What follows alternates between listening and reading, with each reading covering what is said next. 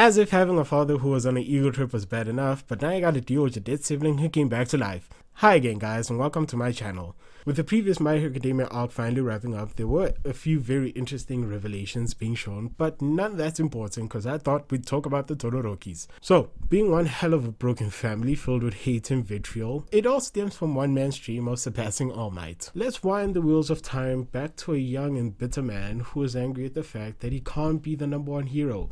The flame-faced bastard Endeavour decided to use his influence and probably wealth to get his way into a marriage. It was a success. Finally married to Todoroki, he decided to do what any level-headed person would do. He decided to have a child who would accomplish his dreams for him. The first runner-up for this low rat race would be Lil Toya. Blessed or cursed with blue flames far stronger than his father, finally reaching the appropriate age, he would be trained to his utmost limits. But there was a problem. Toya didn't have the heat resistance to back up his new quirk. What he actually did have was the coldness resistance. So his father, taking notice of this, decided to go back to the drawing board and try for baby number 2. Fuyumi was born, but probably not reaching the same standards her brother set before her.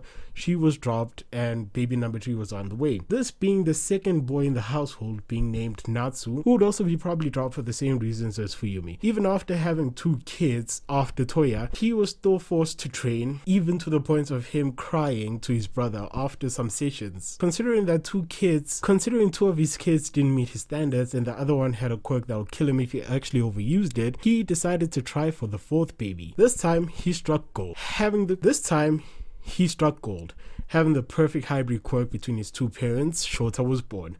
Endeavour was happy, so at the young age of 5, Shoto was forced to train under his father, not developing a relationship with his older siblings until later on in life, probably due to his father's interference. As time flowed, the oldest, still trying to prove that he can get much better than his younger brother, decided to train at Sekoto Peak to be able to endure his own quirk. Something went wrong, the first burnt down, and the only remains was a small piece of his jawbone. Dealing with the death of a child, a broken home, and not being able to raise her youngest child because he started to look like a husband, Todoroki snapped. Shoto, having probably the worst timing, arrived when she was near boiling water.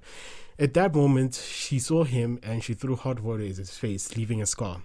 Immediately filled with regrets after this, she tried to cool it down with the quirk. Following this incident, she was admitted to a hospital. This was also the point where Shoto blamed his father for his scar and also what happened to his mother, and often refusing to use his heat side quirk. Continuing to train with his father, whom he hated, he applied at UA High in hopes of becoming a pro hero.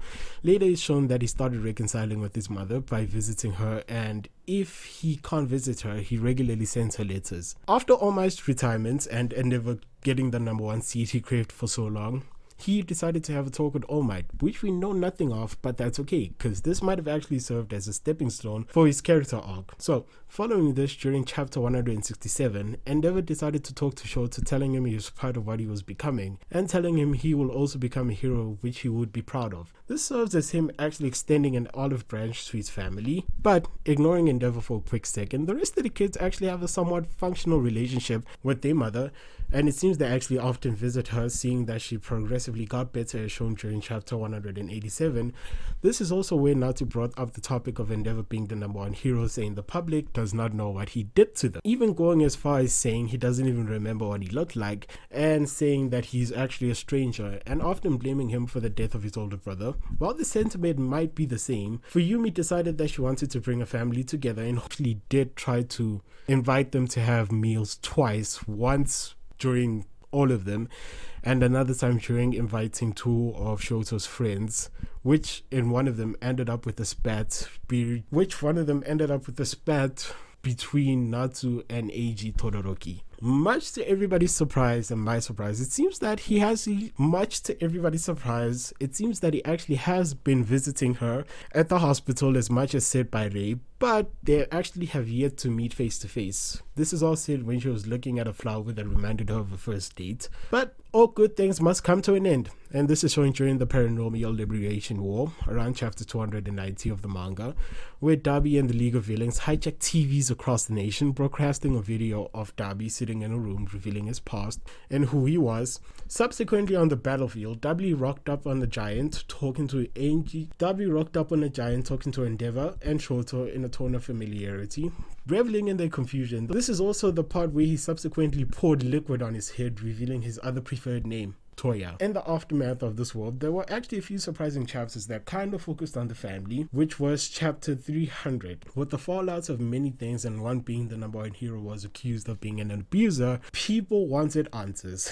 And the man they wanted answers from was getting hit by a ton of bricks of guilt and regret possibly every decision he ever made, from not being able to stop Toya and protecting his son to his past decisions haunting him. This little pity party is cut short by the arrival of the rest of the family along with Ray, who actually wanted to talk about their son and their family. And this wraps up chapter 300, and the follow-up is on chapter 301.